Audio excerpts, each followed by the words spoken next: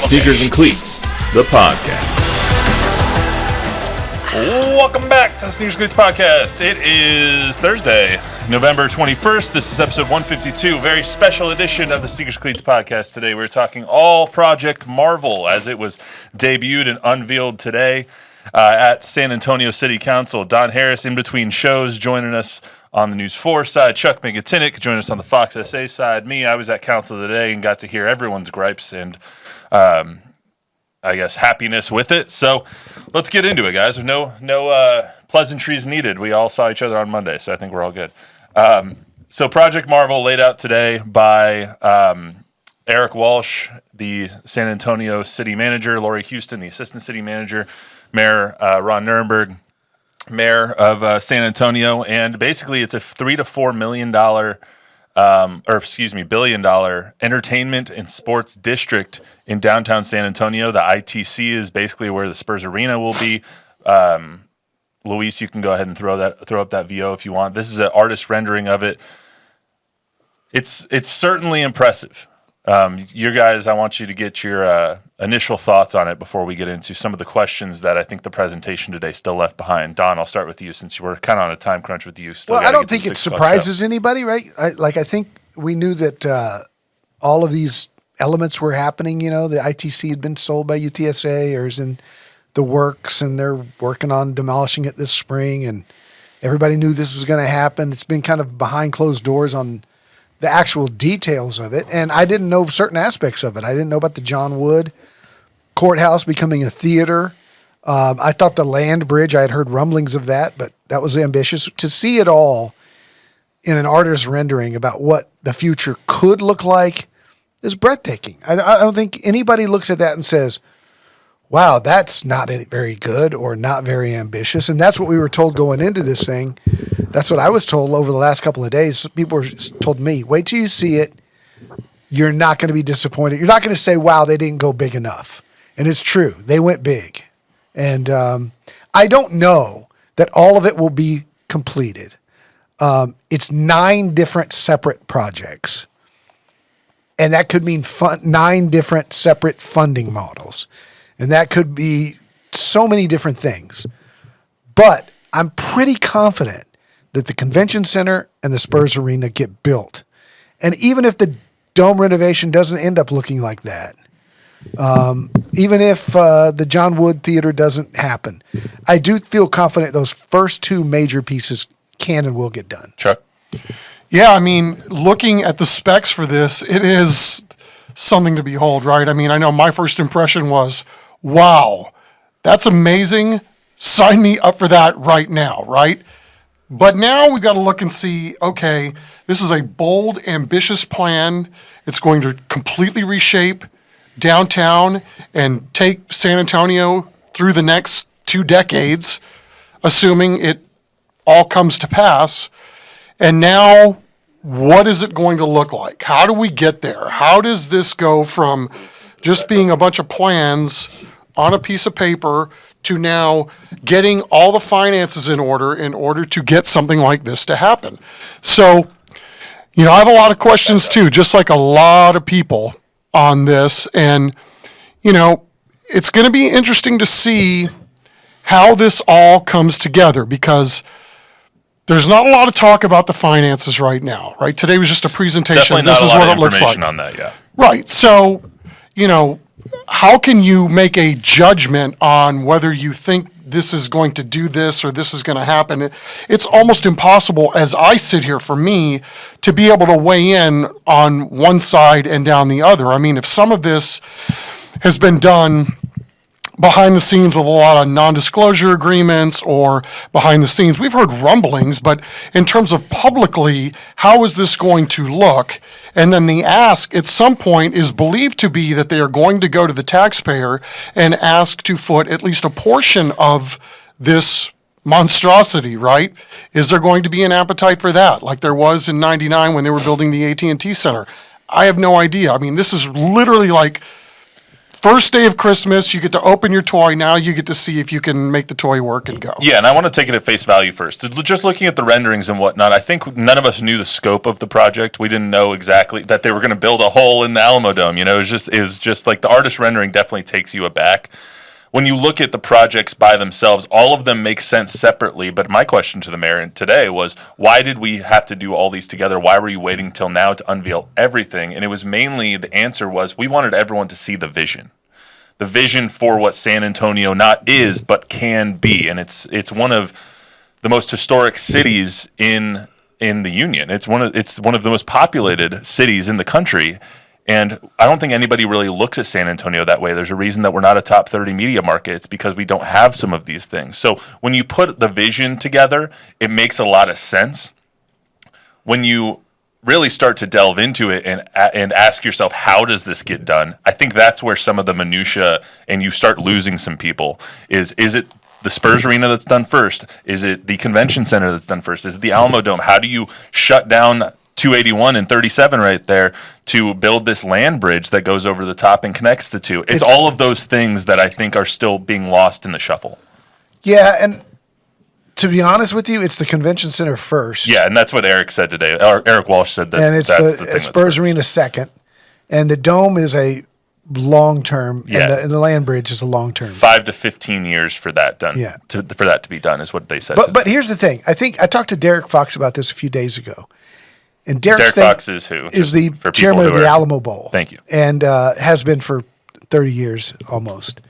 And Derek's thing was, we did our own study with Populous, the same group that did this study and these renderings. And they kept telling us, go bigger, go bigger, go bigger. And go bolder and do it all at once. You get one shot at this, put it all together, and ask for the thing. Now, here's the other thing.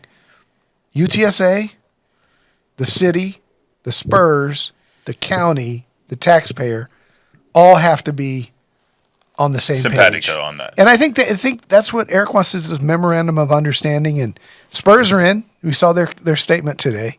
The county's not in yet. Peter Sakai seemed caught off guard by it. Yeah, we're gonna get to that in a second. There's no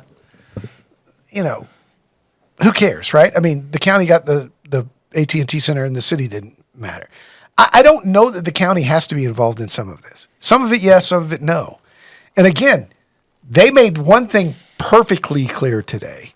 The Spurs arena will not be paid for by city citizen by taxpayers. tax That's one thing I wanted to get into too. Is that was abundantly clear. They said that multiple times that the $1.2 billion or however much the Spurs arena costs, that will not come from, at least today, as we sit here currently. That is not the plan. Is to have that come from that. But they did say the infrastructure around it, the land bridge, the parking lots, highways, everything else that comes along next to it. So it's a semantics thing. So it's a semantics thing. Maybe not the brick that builds the Spurs arena won't come from the taxpayer, but the pavement that goes around the Spurs arena, that could be from the taxpayer. So that was a semantics thing, kind of. And one thing that they didn't talk about at all was the Spurs contribution today, which I found odd because I think both the Spurs would come in with a lower number than the city, but I do think they're expecting the Spurs to pay upwards of $500 million for their portion. I think the Spurs were coming in maybe thinking we'll pay $250. And I think there's a lot of negotiating to go on between now and then. But the Spurs are going to put in a considerable chunk for their portion of the arena. And they've also gathered different investors to help bolster their financial portfolio as well. So it's almost like they've been not saving for this, but looking forward to something of this nature. But that's one of the main questions I think we all have is, how does it get paid for? We saw a whole slide, a whole presentation on the avenues that they can go down to kind of pay for this thing, just running through them quickly. It's general obligation bonds, hotel occupancy taxes. I wrote them down because there's no way I was going to remember this. Bexar County venue tax, increases in property tax revenue from tax increment reinvestment zone, tax credits, private development, philanthropy, financing zones. It's a bunch of stuff that I'm not smart enough to understand, but it's a lot of stuff that they haven't worked out yet either. The feasibility studies aren't done. The funding models aren't done. The designs for these buildings aren't done. The whole kind of rendering that we saw, that's not going to be how this ultimately ends up True. looking like. It's literally really just for everyone's mind. Like, this is what we're thinking. And so there's so much other work that needs to be done that all of the blow up in this right now is kind of confusing just because we're now seeing it for the first time. I think that's why everyone's reacting to it. But there's so much other work that needs to be done on this, Chuck. Well, indeed. I mean, obviously some of this, including details, was news to a lot of us yesterday when we were hearing some of the details. I mean, the fact to me that the Alamodome is such a huge component in the overall price tag for all of this. I mean, the way it was told to me is that the Spurs arena and all the renovations that are supposed to be done to the Alamodome, which include gutting the entire inside, leaving the outside structure intact, and then redoing the parking lots. But that's $2.6 billion of the overall price tag just for the Alamodome and the proposed Spurs arena alone. So, again, there are so many moving parts. Matt, my concern with all of this is because all of this is so new and not really being able to, I feel like, weigh in on one side or the other because of there so many nebulous things or moving parts that we don't have any idea are in play here. And then how quickly do they take, if there is going to be an ask, which I am going to assume that there will be at some point, that they're going to have to take this to the taxpayer, how quickly is this going to end up on a ballot? And then it's up to the Bexar County voters to decide if they're going to fund this or not. And from what I'm hearing, it's the infrastructure, or is what they're calling it. From what I understand, the move as we sit here today is to try to get this on the May ballot. So this is coming quickly. And so I think it's up to all of us to try to figure out, okay, how best do we get more information? What does this look like? And then give it to the public so that they can make a good decision when they go, if they have to go to the ballot box as early as May. Eric said something to that effect, though. The work starts tomorrow on finding funding sources and continuing the feasibility studies and all that stuff. So, Don, I know you have a take on that. I don't, until we know what funding models will be used, I don't know that there will be an ask from the public with a ballot initiative yet. Like the TERS tax. You don't go to the voters for that. You just do it. Lori Houston brought that up today, that if it does get to that point, they will go to the... I don't know if it'll be May, though, because they said the pieces of it are going to... They're going to bring... So you're talking about infrastructure. Yes, but I mean, you're going to, whether you call it infrastructure or whether it's technically building the buildings or not, there's going to be an ask, that's the belief, at some point to go to the taxpayers. Right. What that figure looks like, if it's a half cent tax, a quarter cent, I don't know, whatever that is, there's going to be something on a ballot that asks the voting public to support this $3 to $4 billion project. And how do you think that will be perceived? I don't know. I mean, you've seen the dome be built. You've seen AT&T Center be built. I don't think they're going to ask for a tax to be. I don't think they're going to go to the voter for a ballot to support a $3 or $4 billion project, because it's 9 different projects. The voter might be asked to support the Alamodome in 15 years or in 10 years, but they're not going to be asked to support the Spurs arena. Well, that was what I was going to say, is they made it clear today as well that they're going to come, as each feasibility study is done for each project, they're going to come back to the council and they're going to show everybody what those things were. How much is it going to cost? How is this going to be done? And they're going to figure out the cost or the funding models at that point. So for the convention center's first. December 4th is when we're going to figure out the convention center, what the feasibility study is for that, how much that's going to cost, all of those things. We're going to figure that out December 4th. Do you think they asked for this whole thing? They're not going to ask. They're not going to. No, but do you think they pitched this whole thing to just hope to get one part of it or 2 parts of it? Maybe they did. Maybe all 9 parts don't end up getting done. Maybe they aren't able to I bet they don't. do the auditorium. Or I bet right now that all 9 parts don't get done. Maybe they don't. I think the major ones, like you said before, Spurs Arena, land bridge to connect those 2 things, I think is a huge one. The Alamodome is one, because they're not getting bub kiss if they don't do something with the Alamodome in the convention center. The hotel, I don't know if that's going to be a thing that they end up doing. The UTSA Health Services Center, Health Science Center, whatever that ended up being, that hospitality. I think will end up being done, because ITC belongs to UTSA, and they're True. not, and the city ain't getting it unless UTSA True. gets their back scratched too. Yeah. So That's their trade-off. I don't know how to answer your question though about, what do I think the taxpayer is going to do? I mean, it's hard to know, right? In 99, when they were pushing this, there were a lot of elements in play. I mean, the Spurs, although they weren't making it public that this was going to happen, they were going to move if they didn't get a new building. Right. That was what was going to happen. There were 7 cities that were on the table that were willing to bring them in and make them a part of their community. The Spurs did not ever play that card publicly, and I credit them for that. Instead, they went out and won a championship, and I don't remember there being any pushback at all. Now, I'm not saying that my scope or my bubble is, No, that thing passed overwhelmingly. I mean, it was, why would you want your team to, and I remember telling people at the time, look, here's the way I'm not telling you to vote one way or the other. It's just as simple as this. At the time, I don't know that this is the case now, but at the time, if you want the Spurs to stay here, you vote for this. If you don't want them to stay here and you don't care, it doesn't affect you one way or the other, No. then vote against it. But yeah, Here's the that was an easy win. This one, I'm not sure because, again, if you look at the last 6 voting cycles, and almost every single proposition has been won, In favor, except for defund the police a couple of years ago, which narrowly lost here by 3,000 votes. So the appetite for more things. yes in San Antonio has been in recent history to vote these things through. So I don't blame this entity, Spurs, City, everybody. If the goal is to get this on a ballot as quick as possible, I mean, that would be the thing to, where the trend has been for San Antonio. Don, I want to ask you, I know you have to go soon. So 2 things I want to get with Don before he gets out of here. Let me say this real fast when it comes to timing. Real fast. Do not think for one second that the drafting of Victor Wembanyama doesn't have anything to do with why we're talking about this now. 100%.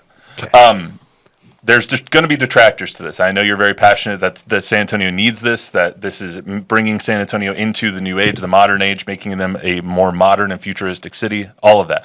There's going to be people who say, we don't need this. What happened to the Frostbank Center on the east side? Why wasn't it developed around that? Is the same thing going to happen here? What happened to development and everything, all the money that was supposed to go to the east side that didn't?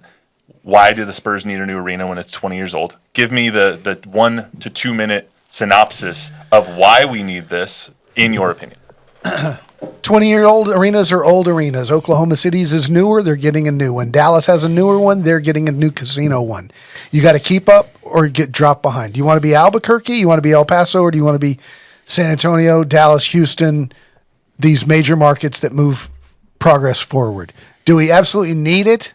Of course not. Do you need an NBA basketball team? No. I mean, but do you want to live in a city where you have nice things, where you have good concerts, where you have Final Fours and you have the potential to have all-star games and a thriving NBA championship team? I do. I want to live in a city like that. I want to move forward. Austin's moved forward. Nashville's moved forward. We've moved forward. We've done okay. Howard Peak was the mayor when we didn't do what we should have done back in 99. Cindy Cryer saved us with the county. The only land they had was out there in the middle of undesirable neighborhood, I'll just say.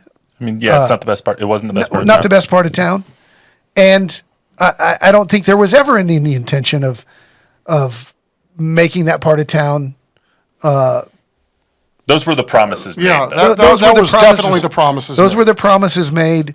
But I don't know that they were ever realistic. This isn't downtown. I mean, people make fun of us.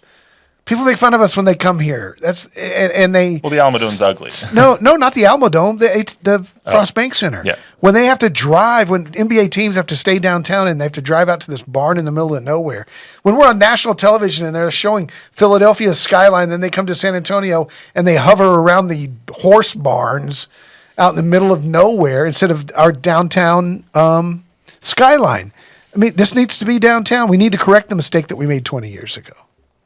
And the other thing I wanted to ask is, I had it on my paper here. Actually, do you have to go? 5:52, Don? I can wait 3 more minutes. All right.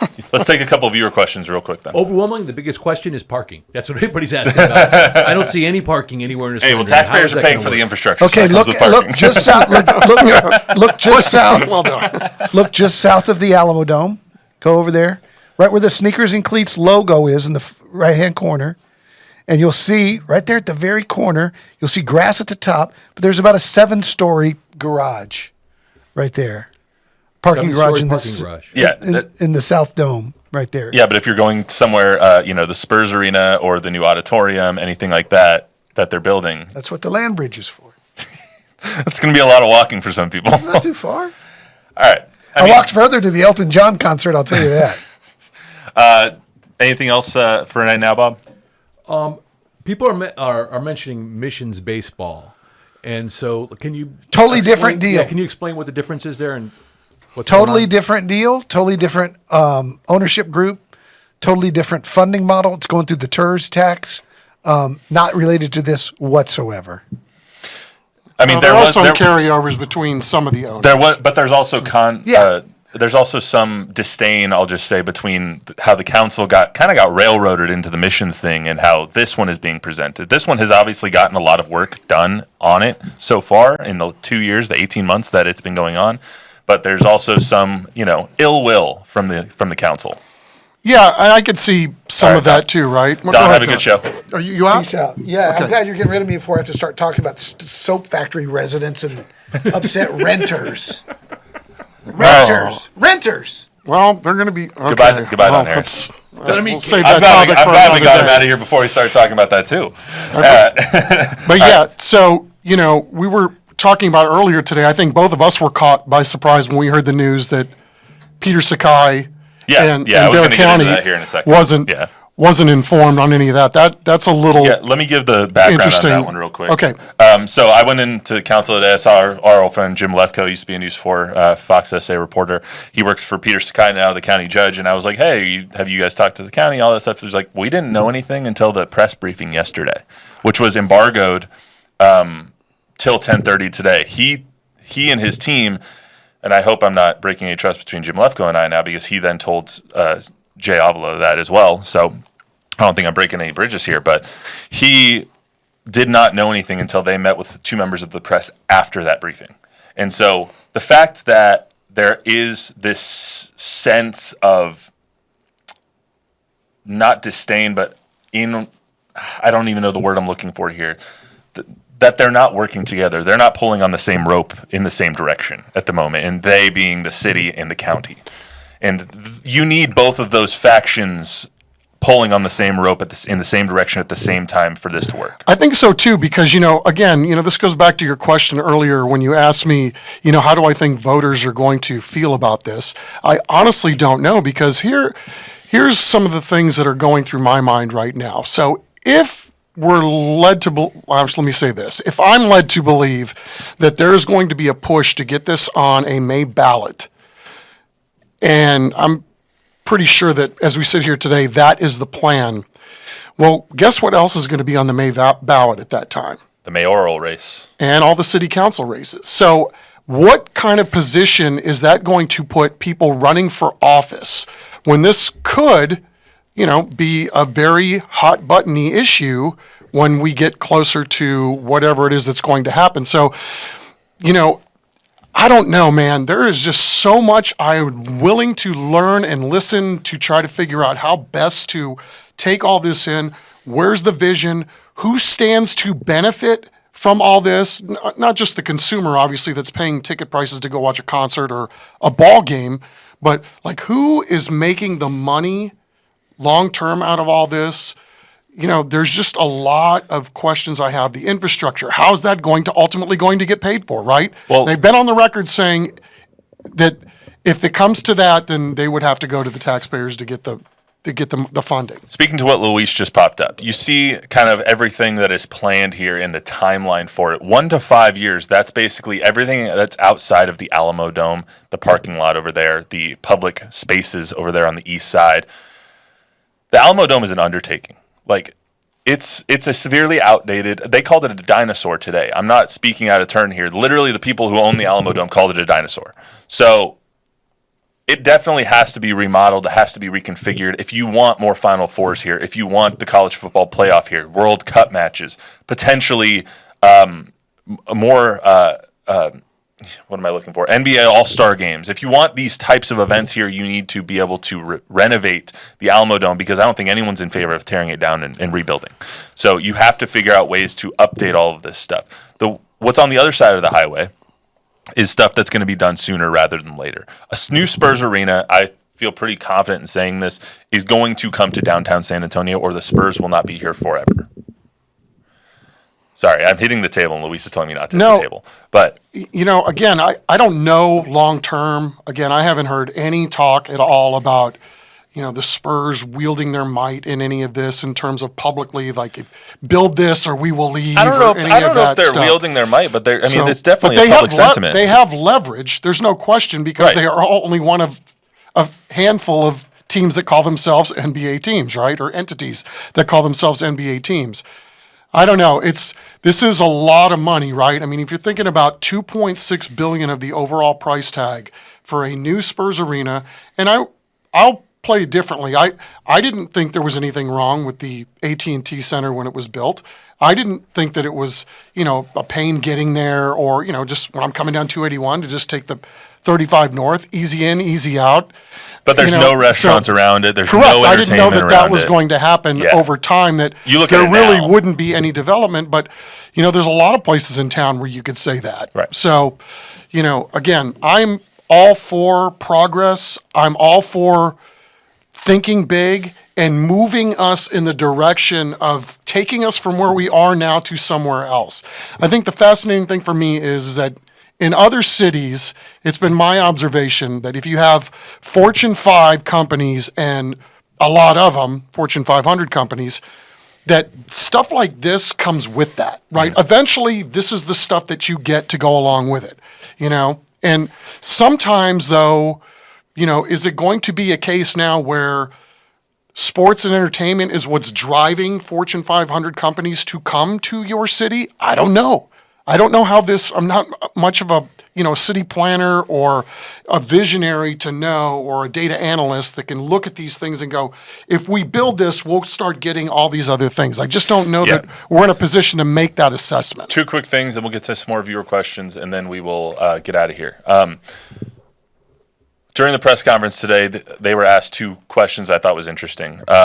What if with all these feasibility studies, with all the intrigue and stuff that they're putting into this, what if something's not feasible?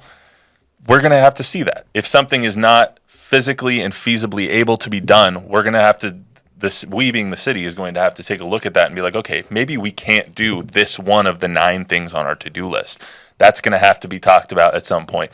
They were also asked, they being Eric Walsh, Lori Houston, and Ron Nirenberg, were also asked, their timeline that they put out had construction finishing on the Spurs arena at the end of, I think it was the second quarter of 2028. They were asked by the San Antonio Express news reporter, does that mean you guys expect the Spurs to move downtown before their lease is up in 2032 from the AT&T Center? They did not have an answer for that. Well, that's a damn fine question, whoever asked that, because, that stands out like a sore thumb, right? I have her name right here. I lost it. I think it's Madison Eisler. But it's a good question. She's done a good job. She's done a very good job in reporting this every step of the way, in my opinion. But it's very interesting to think that, like, if this is done in 2029 and 2030, are they going to then break that lease, and then it's even more ill will with the county? So that's just another right. factor I saw here. some things today where there are some concerns about what to do then with the Frost Bank Center at this year-round point. rodeo, baby. All for that too, man. I did the rodeo for the first time this year. I thought it was really cool. Year-round rodeo. Here we go. But so, again, there's so many moving parts, right? I just don't know how to come down on one side or the other at this point, when I feel like I'm in a fact gathering mission at this point to try to take it all in, see where we go from here, and then see what it ends up looking like. Bob? We got David Smith who said, surely there's something better to do with this money. With a mediocre basketball team and a minor league baseball team, To be fair, not much of a vision. in a couple of years, I think we're all hopeful the Spurs aren't a mediocre basketball team. Right, but I mean, to the viewer's point, that's going to be part of the struggle, I would believe, if you have to go to the taxpayers at some point, because it's like, well, we need more police, we need more firefighters, we need teacher raises. Yes, there are things that we need to make our city a better, safer place, whatever the case may be. But I don't know that you can't have both things in this regard. I don't know that you could say, well, we just are going to focus in on this. Maybe this is part of the discussion with how other things get done too. I don't know at this point. To that end as well, these two items, the Alamodome, and the Spurs Arena are being used as anchors for a bigger project. This is all the convention center is going to get done first. They need to redo the convention center. They've lost out on $500 million or somewhere thereof in conventions and money coming from the people who would have spent that money in San Antonio because they weren't able to get the international car shows and the other things of that nature. So they need to expand the convention center first to gather some of that money. That would then, in turn, go to help pay off some of the other things. That's one of the things that's going to be done first. People need to stop looking at just a Spurs Arena, just an Alamodome reconfiguration. It's a new hotel. It's a expanded convention center. It's a new concert venue down the street at the old courthouse. Yeah. It's all of these things that will build money. It's not just a Spurs Arena, even though that is one of the anchors. So I would play devil's advocate on some of this. Like, if you've gone downtown and just tried to hang out for a night and how expensive it is to park and how dirty it is and it's not kept up. I mean, so some of this the city can pawn off and say, well, this isn't happening because this isn't happening. Well, we've got some, I think, bigger struggles ahead in terms of cleaning ourselves up a little bit, so to speak, on what's going on downtown before we bring in some of this other stuff. But again, maybe that's part of the broader overall conversation to all this. I mean, there's certainly a lot of issues downtown, and I don't know, the city being able to say, well, we've lost out on all this. It's like, well, maybe if you worked on some of these other things too, you wouldn't have lost out on any of this stuff. I mean, there's a long way to go with, getting this city back on its feet, so to speak. Bob? Guillermo says, renovate the dome to bid for an MLB team. We are big enough in the dome. Let's swing for the fences. Well, Pun intended. I'm with That's got Guillermo. Chuck's heart right there. Yeah, it does, but I mean that's part of my thought process all along with building the Missions Stadium. It's the Rays and the A's are both waiting To be had. Yeah. Not the A's out anymore. there. Really. Well, I mean, there's still no concrete plans for anything with them. We don't even know if they're ultimately going to end up in Vegas at this point. They're honestly. building the arena right now. Dude, we don't know for certain that that's what's going to happen in 3 or 4 years. I'm telling you, that is a quagmire that is still left. The final story has not been written on that. Yeah, but they would. But to a different point though, they wouldn't play at the Alamodome.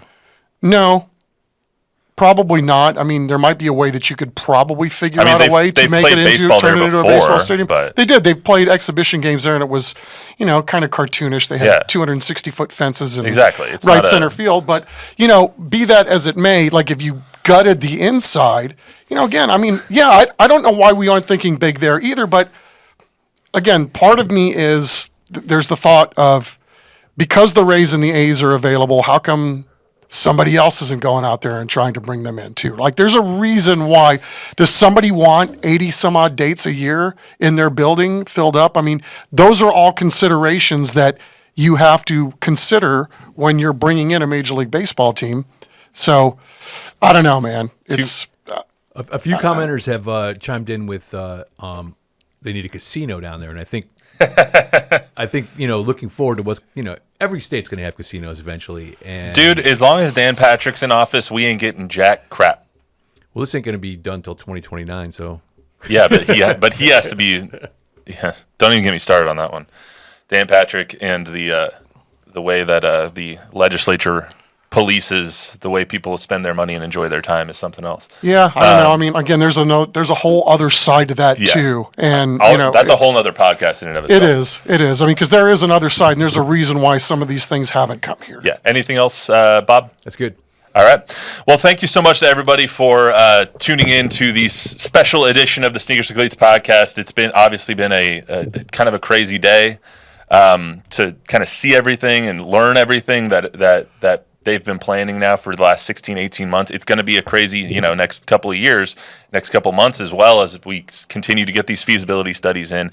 We'll keep talking about it here. The Spurs are one of our main topics here on the Sneakers and Cleats podcast, and so we'll keep talking about their new home potentially.